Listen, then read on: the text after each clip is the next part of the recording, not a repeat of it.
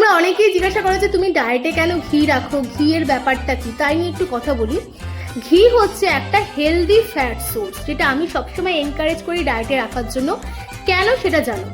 ঘি হচ্ছে ভাইটামিন এডি কে প্রচুর পরিমাণে রয়েছে, সিএলএ রয়েছে, কনজুগেটেড লিনোলেইক অ্যাসিড রয়েছে, আর ঘি ইনসুলিন স্পাইক হতে বাধা দেয়।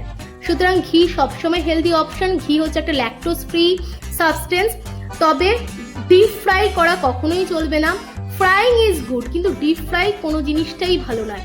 আরেকটা হচ্ছে অলিভ অয়েল নিয়ে যে কনসেপ্টটা থাকে যে অলিভ অয়েল কেন রান্নায় ইউজ করতে পারি না। দেখো, অলিভ অয়েলের যে টেম্পারেচার, লো স্মোকিং একটা টেম্পারেচার আছে, সুতরাং অলিভ অয়েল দিয়ে খুব একটা রান্না বান্না করা যায় না। হালকা একটা ডিমের অমলেট করলে চলবে, অথবা স্যালাডের উপরে হালকা করে ছড়িয়ে দিতে পারো। So olive oil is also good, but আমার মতে ঘিটাকে তোমরা রাখতেই পারো ডায়েটে, যেটা আমাদের গুড ফ্যাট কন্টেন্ট হিসেবে খুবই উপকারী।